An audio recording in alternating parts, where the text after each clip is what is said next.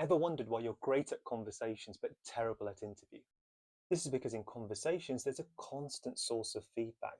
You get those nods, you get those smiles, you get those interruptions. And what that does is activate your empathy, it activates your emotional intelligence, and ultimately it allows you to get validation. But in interviews, there's no feedback, there's just silence, there's no reaction, just blank stares. So what happens? You can't adapt, you can't adjust, you can't get a feel for what the other person wants from you because you can't activate your empathy, you can't activate your emotional intelligence. So there's nothing for you to work with at an intuitive level.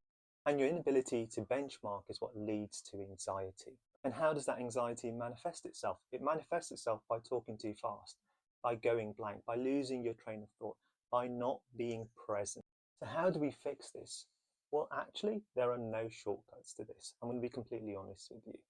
It's actually about learning the skill of interviewing. And the skill of interviewing fundamentally is the ability to communicate in long form without needing any validation and feedback. As far as you're concerned, when you're talking, you know what you have is amazing. Therefore, the interviewer could be looking at their watch. They could be yawning.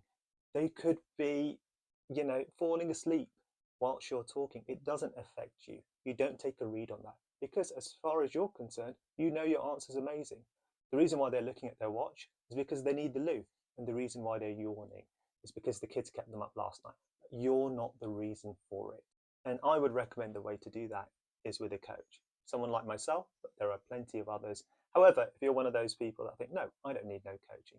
Well, I have one piece of advice. You're going to have to practice a lot. It's 80% practice, 20% writing.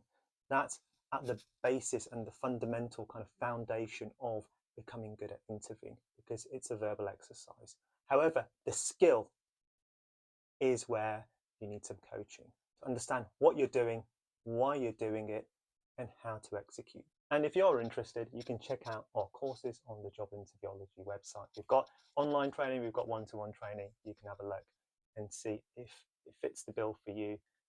But I hope that helps. I hope that gives you a bit of an insight into why there's such a big gap.